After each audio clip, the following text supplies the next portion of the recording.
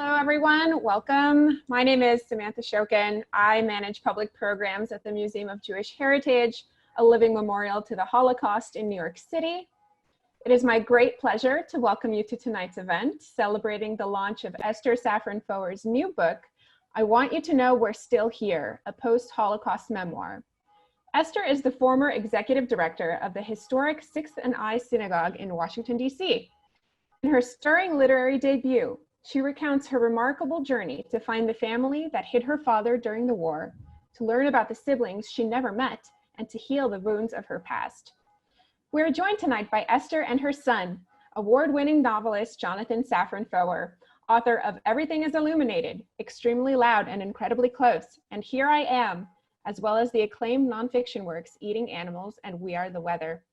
Jonathan's debut novel, Everything Is Illuminated, was inspired by his journey to the shtetl of Trochenbrod in Ukraine to find the family that hid Esther's father.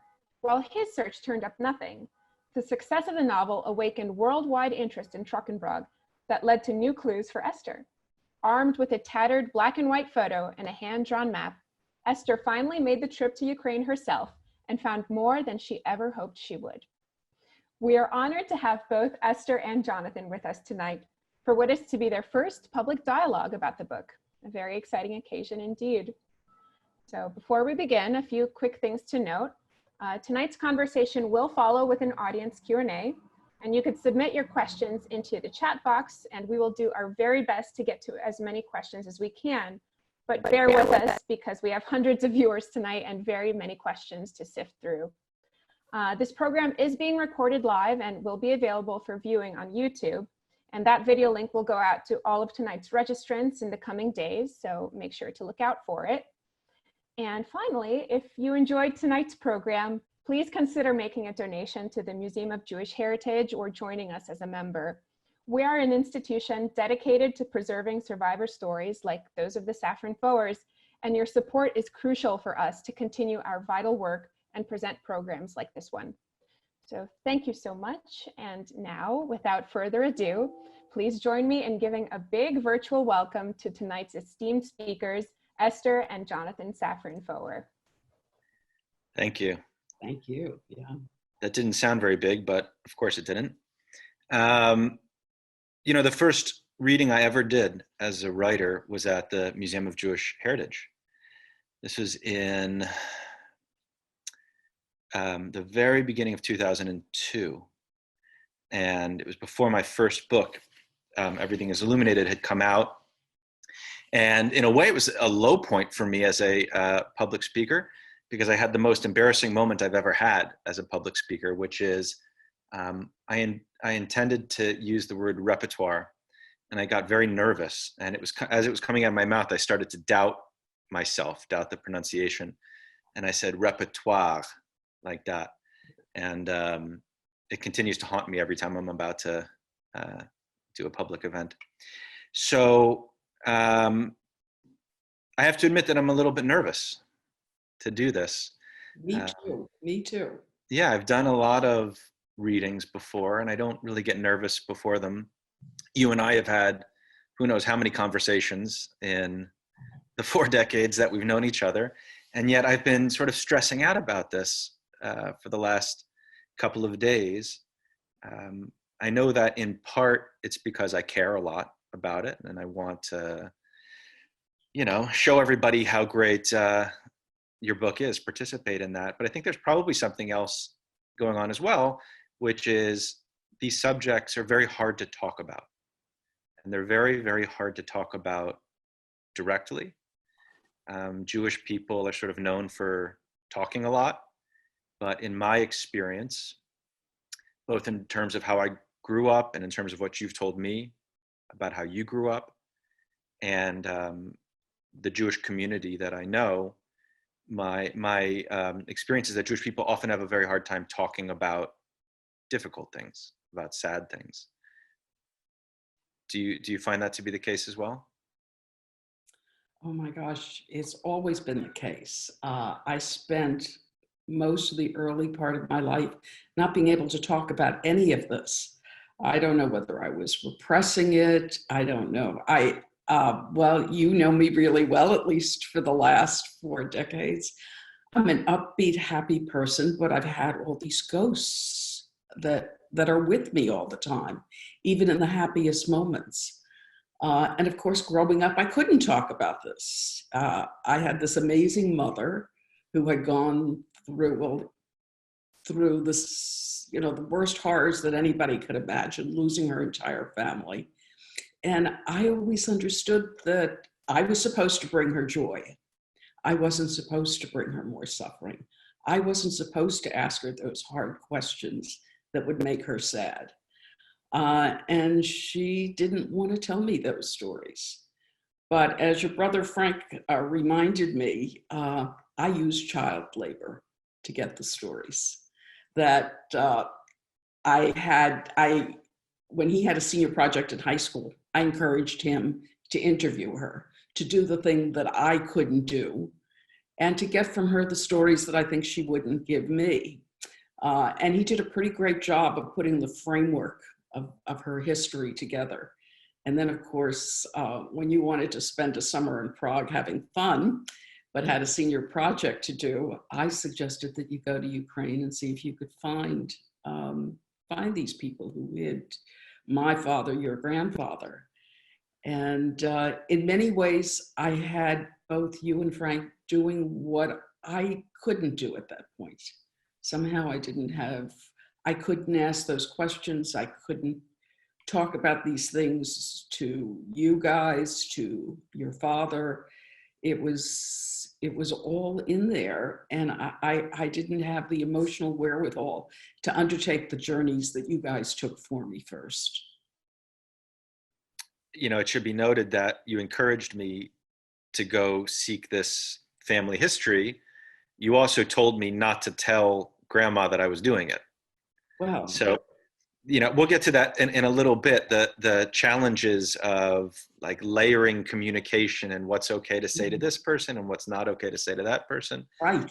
And all of the problems that can entail. But just to take a step back, because we never really introduced you, we're here to talk about your book.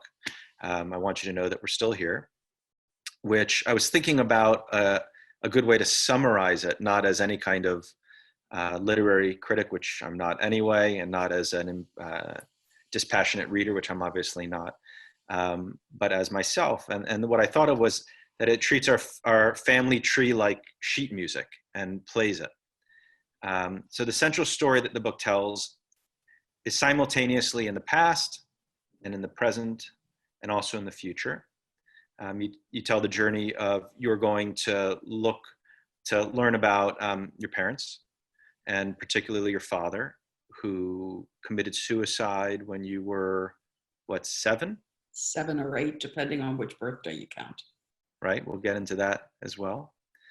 But then the book does something that I think is really amazing, and that I think is what distinguishes it from a memoir or from a work of history, which is that it transcends the story that it's telling, and it becomes about the telling itself, and engaging with questions of how we talk about where we come from, and how we talk about painful things, and how we talk about who we are, and how that talking will determine who we become.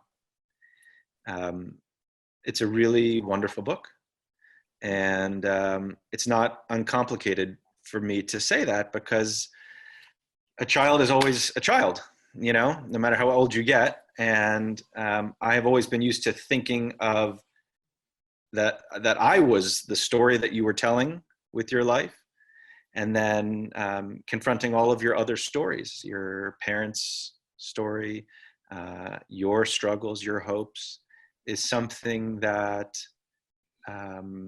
was frankly a little bit scary, but that I was really grateful to have. If you hadn't written this book, I don't know that I ever would have seen you in quite that way as an individual in the world. So let's kind of start at the beginning of your process. There's an old joke that once upon a time there was a person whose life was so good there's no story to tell about it. So there are some really profound problems that are at the heart of your book. The Holocaust is the most obvious one. The murder of your half-sister, suicide of your father, the recent death of your mother, the secrecy that shrouded those losses, and also the holes in your life story. Do you feel that there was something in particular that you wanted to solve or to resolve by telling your story? I think when you talked about the holes, that's really an accurate way to describe it. After you wrote Everything Is Illuminated, I thought, wow, you helped me fill the hole in my life. Even though it was a work of fiction, somehow it seemed to fill the hole for a while. And then I realized that wasn't enough. What was the hole? I don't know what the hole was. There were so many holes. And so many holes that I couldn't tell people about. The writing of the book became a really profound experience for me, not just the journey. The journey was amazing. I found things that I never expected I would find. But the process of sitting down and writing, and the arc of the story never changed. I had written an outline and the arc was there. But getting into the emotion of the story, and I'm getting into it now, as you can tell, that took time.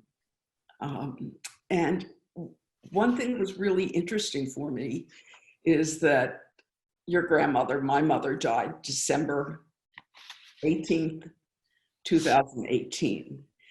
And I knew my book was due in February. So I really made sure that I had it done, because I didn't know how long she would live and what would happen and what the situation would be. But after she died, I went back to look at it, and I found that I was able to, I didn't change the story, but I was able to put details and emotions into it that I couldn't while she was alive. And that may sound strange, she was almost 99 years old. She was, in the last few months, not even getting up out of her bed, which was upstairs in our house. So I'm writing this book and she's upstairs. And her mind was good until the end, but we really didn't talk about the book. She knew I was writing, but frankly, in a family like ours, okay, so you're writing a book. Okay.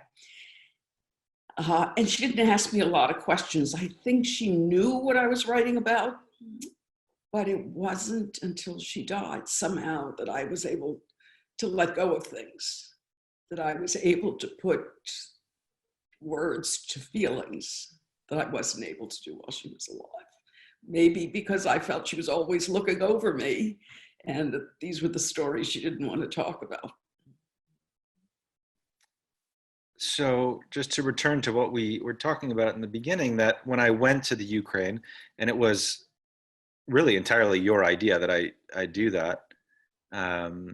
That's the child labor that Frank keeps talking about. Yeah, I mean, it was a great idea. You didn't have to persuade me. It was such an interesting idea, but it's not one that I would have had at the time. But I do remember. Look what came out of it. Well, it was interesting because what came out of it was a response to what wasn't there rather than what was there. And I think that's the real difference between my book and yours, is I didn't know how to look, and I maybe was too young to look. And there was so much secrecy about this journey from Grandma that my research expedition was really like a 2-day jaunt around the Ukraine. There's no hope that I was going to find anything. And so I had to imagine, whereas maybe you can tell a little bit about what your researching was like. So it was because what's really unusual, I think, about this story and about Jonathan and me is that he created this work of fiction. He didn't know much. I didn't know much. I couldn't give him a lot of guidance. And we couldn't tell my mother that he was going. Here, her precious grandson was going to Ukraine, where the worst things in the world had happened to her and to her family. So I didn't know what to tell you. But it was when you wrote that book, and I guess when I thought that you were helping me fill my hole, that people started to call me. Well, first people went to you and you were done with the story. And you would say, so-and-so called me, or pass me a card or a note and say, they have information, but I'm moving on. And at first I wasn't even ready to pursue that. But slowly I would pick up some of these pieces of paper. I'd make a call or two when we traveled. I would meet people. Actually, largely because of your book, I went to the Israeli Literary Festival, and people from Trochenbrod came there. And they started to tell me these stories. They said, well, first of all, people were really outraged about your book. I just want to tell you that right now. People were like, how could he have done that to our beautiful shtetl? How could he have told these, magical realism, crazy stories with sex and everything else about our beautiful shtetl? So those were the first calls I was getting. And those were the ones I really didn't want to return. Yeah. The people who were telling me you got it all wrong. But then people started to say, well, but I know the real story. And on these trips, it wasn't like it was a systematic hunting that I went on a trip and that I had people I was going to see, but I kind of seized every opportunity while I was there. For example, in Brazil, my mother suggested I meet with Natan Kimmelblatt. He owned one of the big jewelry chains in Brazil. And I thought, I'm in Brazil, I don't really want to bother with this.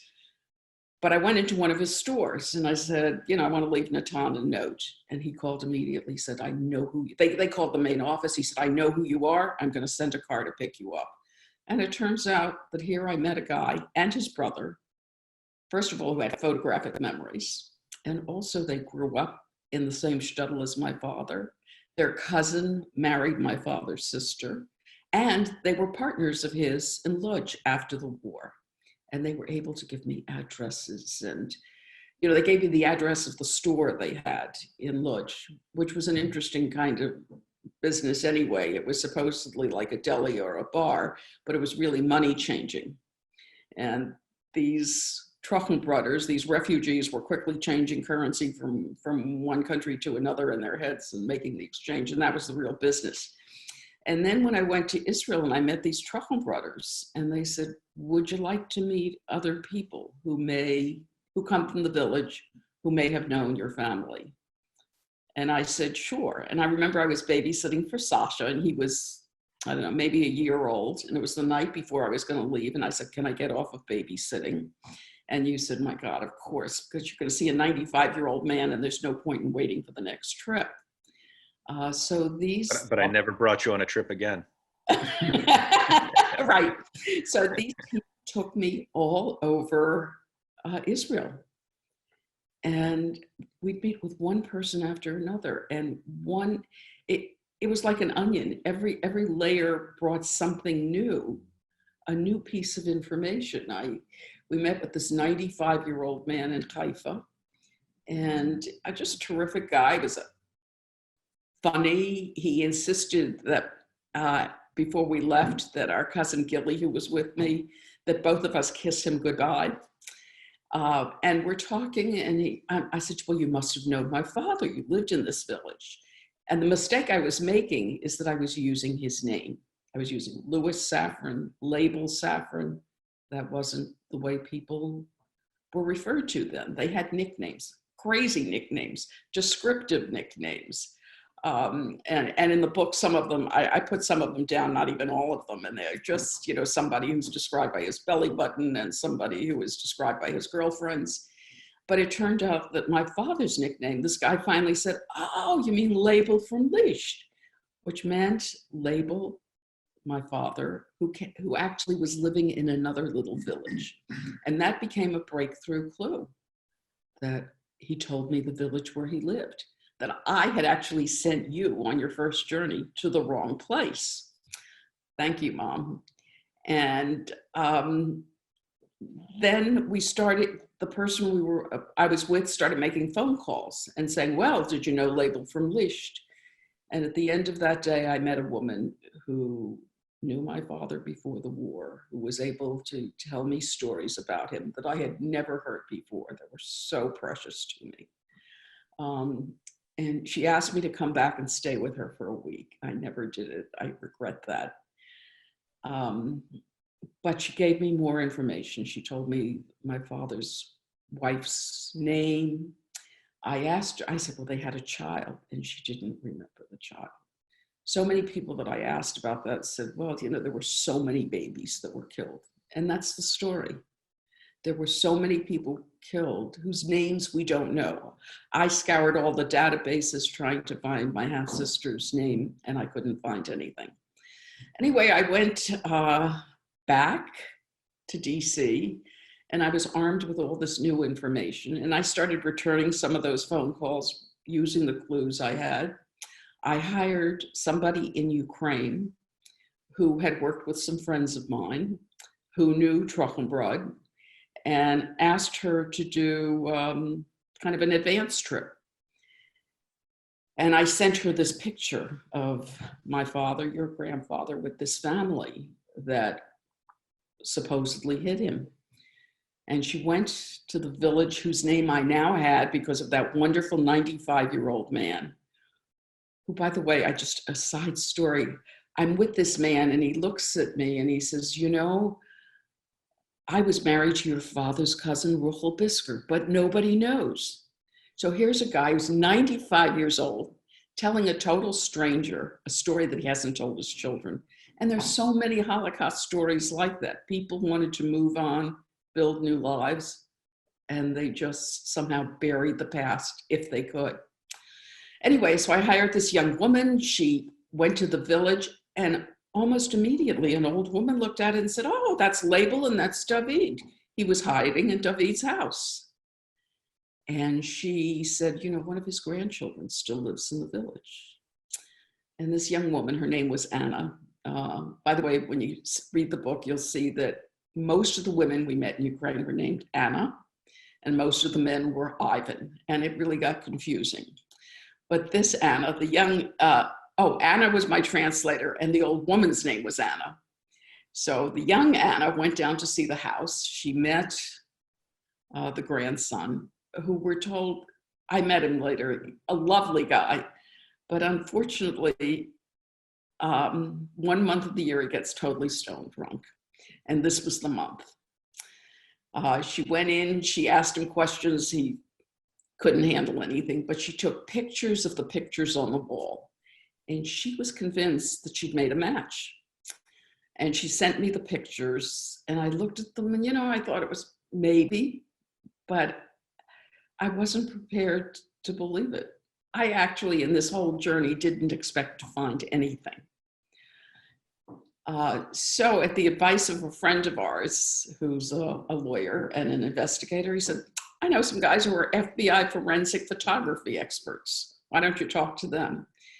So I called this guy who, by the way, was involved in the Silence of the Lamb investigation, really the top forensic photography expert. Good enough for us. And I went to see him. He said, you're going to waste your money. You know, I'm $250 an hour and you're going to waste your money. I said, I'm going to Ukraine, another $250. And I went and met with him.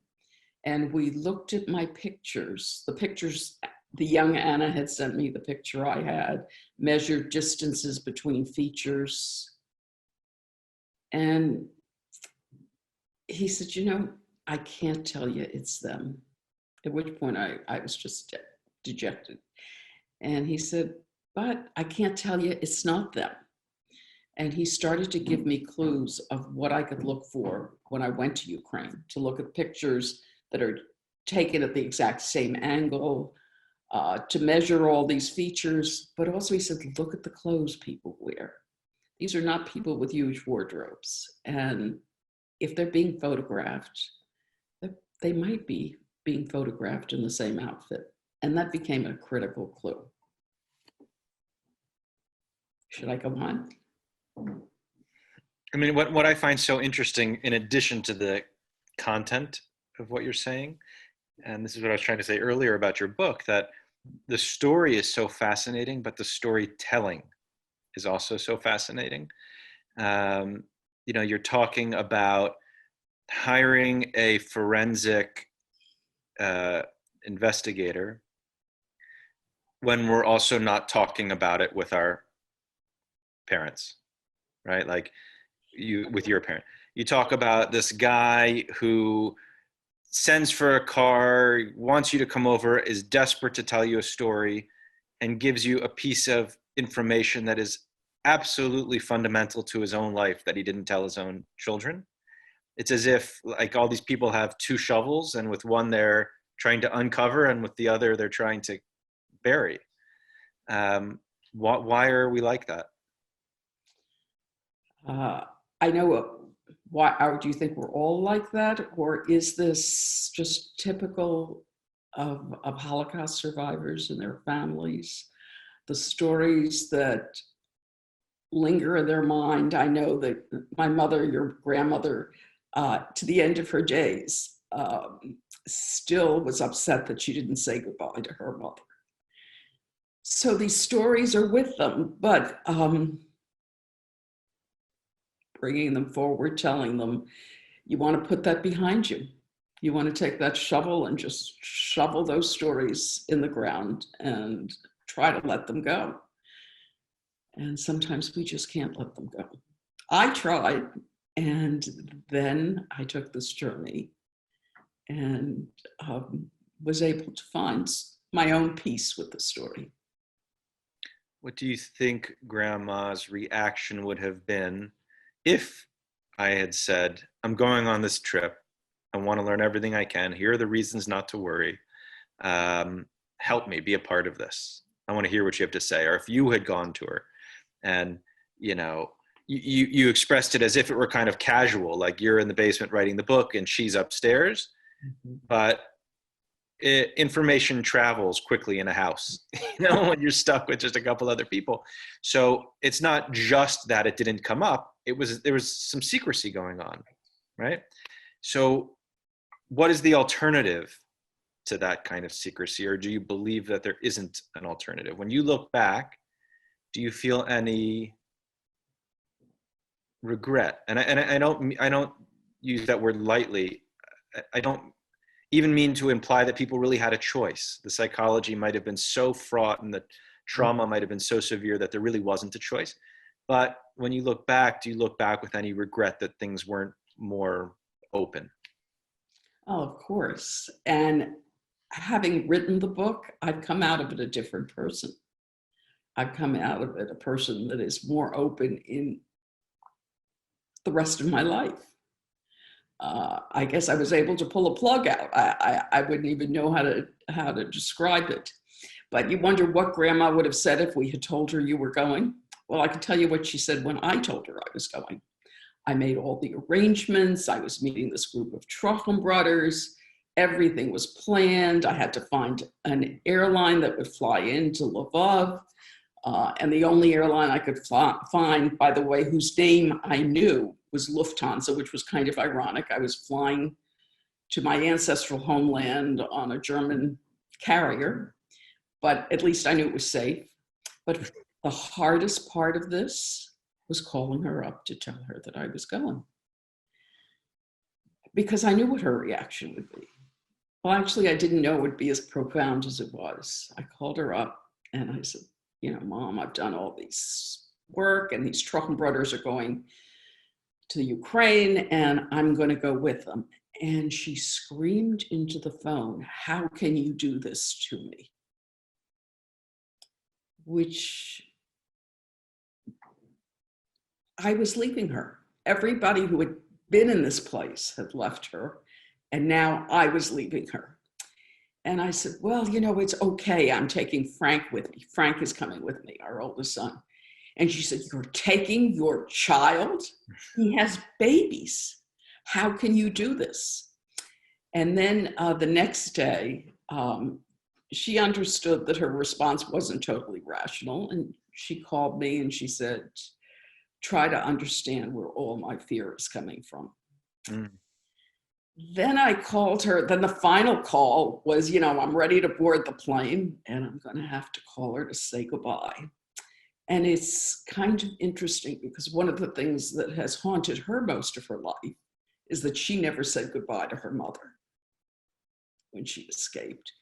And here, her one and only, precious first daughter was going to go and say goodbye to her. Mm-hmm. And she was very rational. She knew that she couldn't talk me out of it. It turns out we were both two strong women, and when you pitted us against each other, it was quite a scene. And she said, well, okay. She said, take a good book, bring some granola bars, don't eat anything they give you. And whatever you do, don't do anything stupid.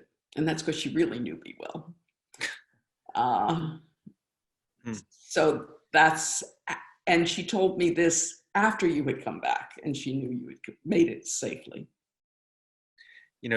That response of hers, try to understand where all my fear is coming from, could almost have been a title for your book as well. Mm-hmm.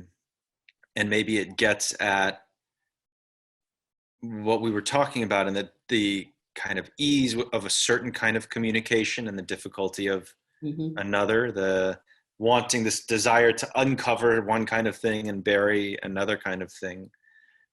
Behind it is a really deep fear that is inherited. And I don't think it's a fear of physical safety.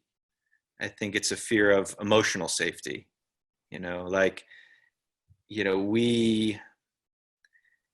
don't think this is particular to us, because I know so many Jewish friends who have very similar situations.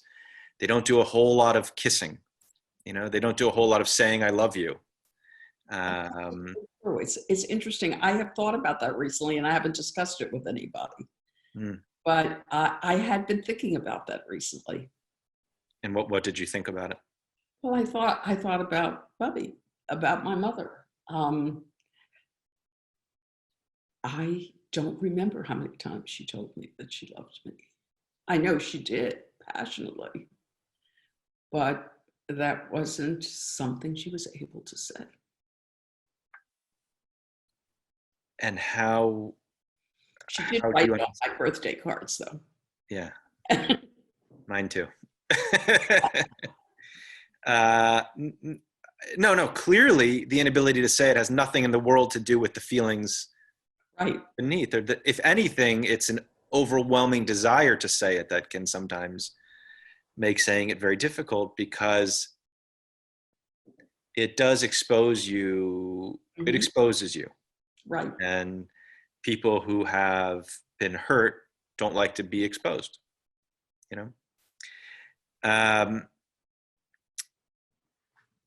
Was there anything that you didn't include in the book? We've talked about the need to bury certain things, the need to keep certain things distant, having different audiences for different ideas or different emotions or conversations. When Grandma passed away, you said it freed you up and you started to include things that you wouldn't have felt able to include otherwise.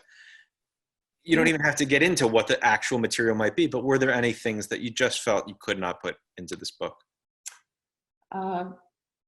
Not so much that. It was, and everything that was already in the book before she died, but it was able to dig deeper emotionally.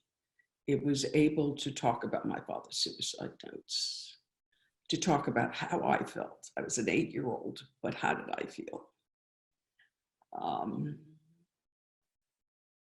It was digging deeper into myself. Mm. And if there was something I didn't include, why would I tell everybody now? Just a little time has passed and things get strange on Zoom. One of the things that you often said when you were working on the book, when you were conceiving of it, and when you were working on it, and up to the point of when it was about to be published, you'd say, I'm doing it for my family. And to be honest, I never quite fully believed that. because I thought, oh, maybe that's just a way to create less exposure, to make yourself less available to a kind of hurt. You expose yourself only to your family and not to a large reading world. But then something funny happened, which was coronavirus, and your book tour, which was going to take you all over the states and the world, was canceled. And, the sad reality is that bookstores are closed and literary marketplace has been decimated. And it's been a very tough thing for your book. And what surprised me is your reaction, which is, as far as I can tell, you really don't seem to care very much. You love talking to people. You love. So I have to just say right now, I talked to my agent this morning, and I was telling him how much I'm enjoying these Zoom talks, that it surprises me. I thought I would love the reaction, seeing people, and I would have, but the intimacy of these conversations like the one we're having. So I have to give a plug right now. He said to me, it's not about enjoying the talks. It's about selling the book. So he told me to urge everybody to buy the book. Anyway. This is why nobody invites agents over for breakfast, by the way. How did I feel? I think since my mother's death, I have learned that I have a lot of her strength. There are things you can't change. So you just go with it and you make the best of it. I mean, why do I love these Zoom talks? Would I have rather been at the Dublin Book Festival where I was invited to be, or at the Turin Book Festival? Yes, but there's nothing I can do about it. And what I can do is make the best of this time. And it's what she did. And I think it's the stories telling what her family's been through, that we draw strength from that. They're life lessons. And there's nothing I can do. I mean, the book itself has humor in it. As you said, it's about the past, it's about the present, and about the future. I can't bring my family back. I can't undo what was done. But I can build for the future. I can look ahead. I can look at the amazing family that we have, at the grandchildren that we're blessed with, and look ahead, but try to preserve those stories so that they will always know where they came from. Did that answer your question? Beautifully. So my last question, then we'll open it up to everybody who's here, has to do with the future. You were just alluding to the future. So, the sort of mantra of my Jewish education and maybe even my Jewish identity was the inadequacy of your Jewish education. No. The mantra was never forget. Like that was if I had to boil it down to a phrase, that was the phrase I heard most often. And that was the phrase that was just sort of presided over my experience as a young Jewish person. Don't forget because it's where you come from. Never forget because it can happen again if you do forget. And my sense is that you never wholly, despite being somebody who's so invested in memory, you never wholly approved of that slogan, or not as an identity.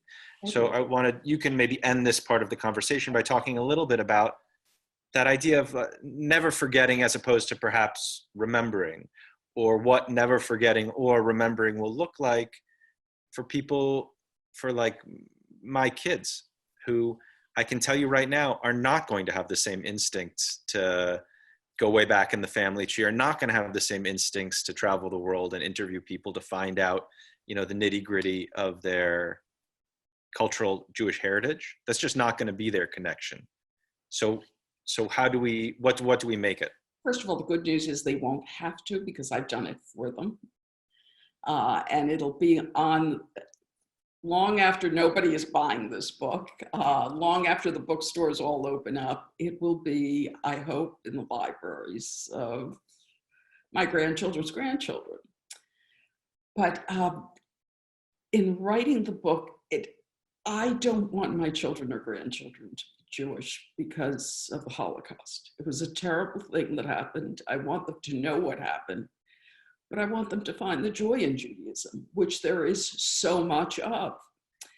In writing the book and reading about memory and Jewish memory, and one of the things that I came across that lots of scholars have talked about is that Jews are not a people of history. We don't look at the broad, we do, but there's no word in Hebrew for history, or there wasn't, they just adapted the English. But we're told over and over in the Bible, in our holidays, remember, Zakor, Zikaron, Yisker, it's all about remembering. And it's remembering, Passover was not too long ago. I can't remember how long ago it was. Times are all running together, but we're supposed to see ourselves as though we came out of Egypt. We're not talking about when this happened and how many people, and we're talking about visualizing ourselves on this journey. It's remembering the journey from a very personal point of view. And I write in the books that when you think about it, history is about the end of something. It's about something that happened. It's somebody's story that happened way back when. But memory is our story, and it's the beginning of something. It's not the reason to celebrate Judaism, but it's our story, and we have to remember that story.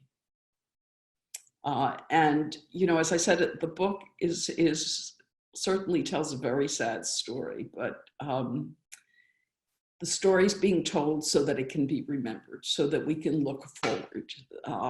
And towards the end of the book, I come back to memory, and I come back to the fact that the memory is going to live on. It lives on in your children and our other grandchildren who are named for Holocaust survivors. And people who perished, I'm sorry, not survivors. A number of them named for people who perished. But that's the memory I want them to carry forward. But I want it to be a joyful Jewish experience. And I spent most of my professional life, first in public relations and politics, but then helping to build Sixth and I, which was an institution designed to build a Jewish future. And that's what this is all about. We have to keep those memories, but we have to look forward. Super. So I think we're opening it up now, right, Samantha? Yes, exactly right. Thank you, Esther, Jonathan, so much for that.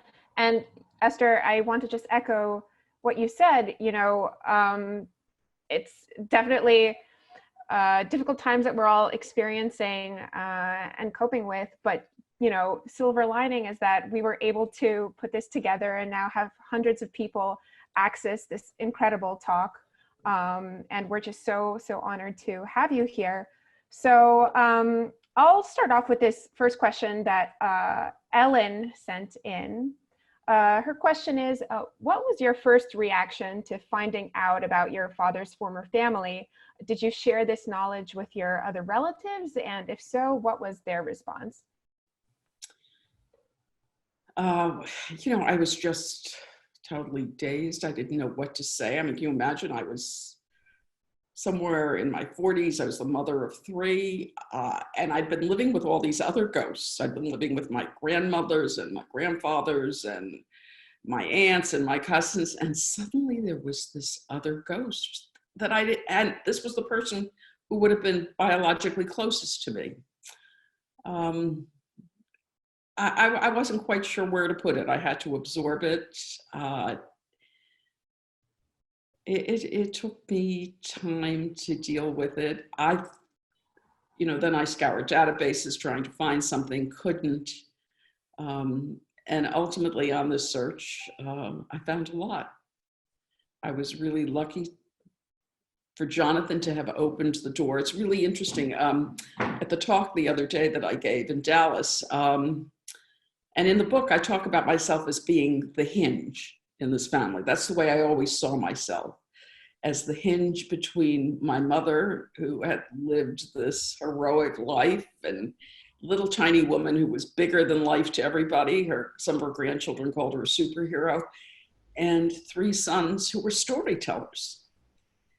And I wasn't sure what my place was in that story. And this scholar who was interviewing me said, well, you know, doors don't open without hinges. And so I was able to put my appropriate place into the story.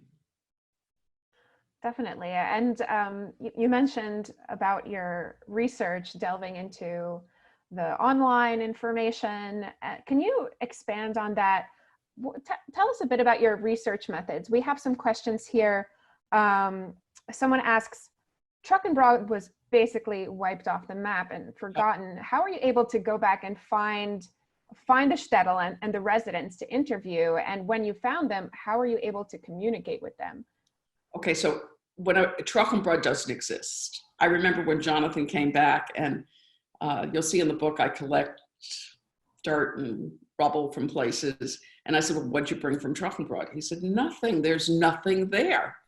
Trockenbrod doesn't exist. What I did was I met with Trockenbrod survivors in other parts of the world. Mm-hmm. This shtetl was totally Jewish except for the postmaster, and it was wiped off the face of the earth. You can't even get there, you know, on a road now. But what was interesting is when I took this trip in 2009, there were some Trockenbrod survivors who went on the trip. And I write about that journey in the book, and it was hysterical. There were survivors who were walking down this place where nothing existed, where there was no road, and say, well, you know, you lived here and I lived there and so lived there. And then another survivor would say, no, I lived here. And you could visualize what this shtetl must have been like with these powerful, funny people telling these stories and arguing with each other. So yeah, nothing is there. The people I met were other places. Now, I did meet people who knew my mother's family in her village. This young woman, the young Anna, as versus the old Anna and the middle-aged Anna that I met, the young Anna was my translator on the trip. Mm-hmm. And I was really lucky that she was so invested in it, that she'd done all this research, that she found people for me to talk to. So that's how I communicated with people, through her. And what is really interesting is the family that hid my father, I have maintained communication with them. And they write to me and they say, this is your Ukrainian family. And I write to them, this is your American family. Wow. We wouldn't exist if their grandfather hadn't taken the risk that he took, which was a risk to himself and to his entire family. Yeah, no, that's really incredible. And there are so many stories, you know, from Holocaust testimonies of just one person's decision, you know, changing the course of family history. It's really incredible that you're able to discover that piece. So we have a question here from Rebecca. Rebecca asks, in one part of your memoir, you talk about how you used Jonathan's novel to find elements of truth through his fiction. So how do you see this intersection between fiction and nonfiction in your memoir and in Jonathan's novel for readers who might disparage fiction? I should probably ask Jonathan that question too, but let me say that he didn't find anything, but he went to these places and he found, I guess, what could fill his hole. I was looking ultimately for something different, but I think what's so important about this, I think the stories need to be told through fiction, through the real stories, that Jonathan was able to speak to a different generation and a different audience with that work of fiction. And I think it inspired people to think about where they came from. And fortunately, because of his work and because of things I found, I was able to write the true story. But I don't know another situation where fiction becomes the impetus to find reality. And that's kind of interesting. Very interesting and very unique. Question from Scott. Do you think it's harder for children of survivors to deal with post-Holocaust trauma because maybe their stress and sort of the ghosts of you know, those stories are based off of secondhand information as opposed to their own memories and experiences. How is it different? You know, and there's been a lot of work done about the transmission of trauma through DNA. I don't really, I haven't read into that. It's not much I know about. I think so much depends on personality too. I look at my father, who clearly, you know, could not survive, and my mother, who was the ultimate survivor, and kept going and kept moving forward. Yeah, the traumas are with me, but I'm a natural optimist, and I think the traumas, you know, the stories that I know my mother survived. I know my father survived the war. It gives me strength. Yeah, and your optimism definitely shines through. Can you tell us a little bit about the story behind the title? I want you to know we're still here. What does that mean? So I wish Jonathan had suggested that other title. I was really struggling with the title, and he and I talked a little about it. But ultimately, when I went to Ukraine, I had prepared myself to find nothing. Other people who had taken these journeys tried to make sure that I was managing my expectations, that it would be enough to walk these dirt roads and breathe the air that my ancestors had. Fortunately, I found so much more than I had ever hoped. But I also decided, in the same way that I took bags of dirt back in Ziploc bags, I'm the Ziploc queen, and took bags of dirt that now look like an art installation in my living room. I thought I also wanted to leave something of myself in this place. And what can I leave? And really, who am I leaving it for? I'm leaving it in mass graves. But ultimately, we take an annual Shana Tova card picture. It's very important to me that we're all together, that the year my mother died, 2018, there were 14 of us in the picture. And I send them far and wide. I'm just so proud of the survival that came out of this terrible piece of history.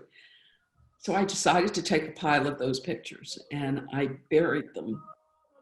At the same time that I was picking up dirt from these mass graves, I buried the picture. Actually, Frank did most of the hard work. We borrowed forks from the hotel and we just dug in. And who was I leaving this picture for? But in my mind, I was saying to my grandmothers, to my aunts, to my cousins, you don't know it, but we're still here. And that was my ultimate message, and it's the message of optimism. As I said earlier, I can't change what happened to them, but I can talk about the future, and the future is we're still here.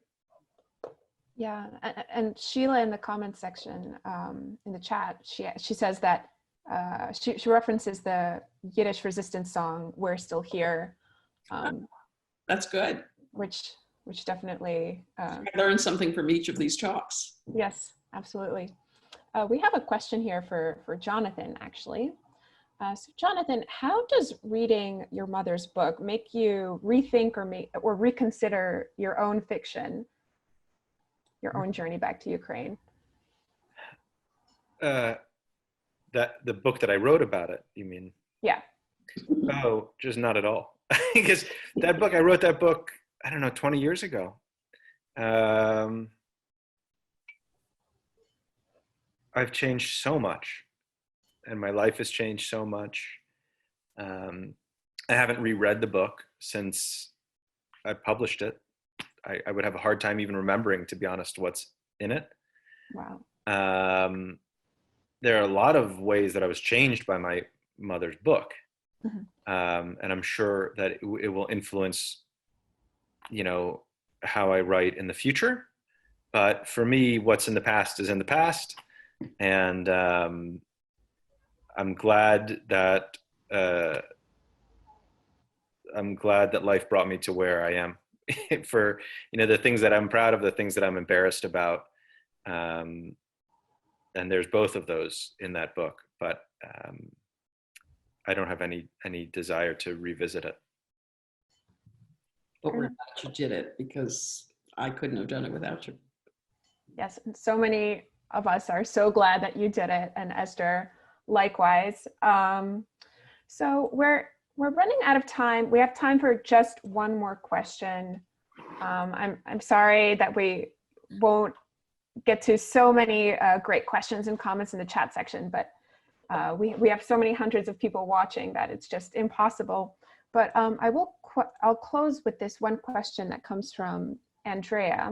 And Andrea asks, she's wondering if you think that there are any larger lessons to be learned from reading this story over and above the importance of preserving these stories for the future. What do you want your readers to take away from it overall? Wow. You know, I think the message, we're still here. I want them to know what happened. I was able to put those memories down for my grandchildren. I'm able to share it with anybody else who's going to read the book, and I'm delighted with that. But among the things I found when I was in Ukraine is that life was life there. There were divorces, there were abortions, there were all sorts of things that I didn't expect to learn about, and to look to the future. I took something a little different away from your book, which is as it should be. You know, that's the nice thing about sending a book into the world, is then everybody takes from it what they take from it. For me, the book had a moral, which was, it's better to talk.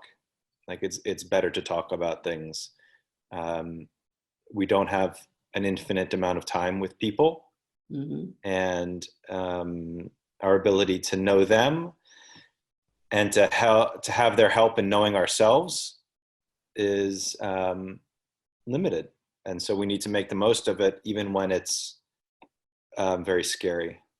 And, you know, our family has a lot of things that are scary, like every other family.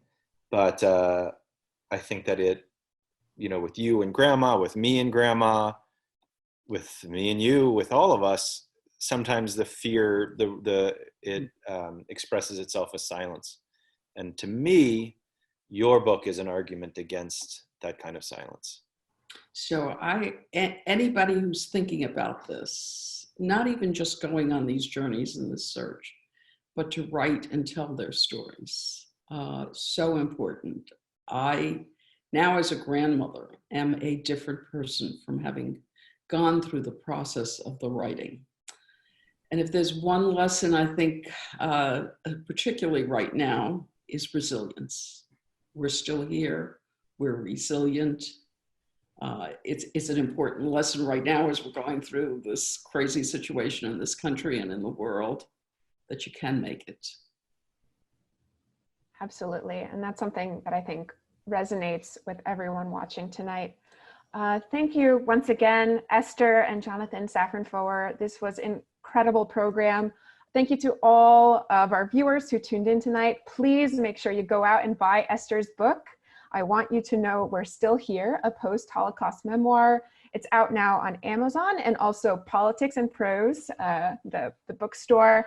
Their website is just politicsandprose.com, right? I think so. Great.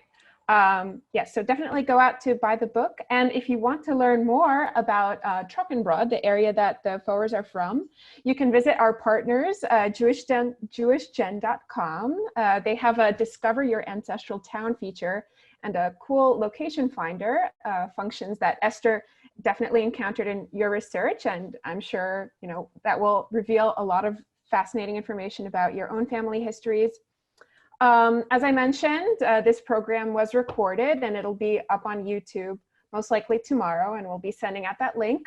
Look out for it. And finally, if you enjoyed what you saw here, please donate to the museum. We we are so grateful for any donations coming in, especially now at this critical time for us. Sign up to become a member. And if you're interested in learning more about our upcoming programs, sign up for our newsletter. Our website is mjhnyc.org. And we're doing public programs online twice weekly. And we'd love to see you at more of them. So thank you guys once again. Thank you. Thank you.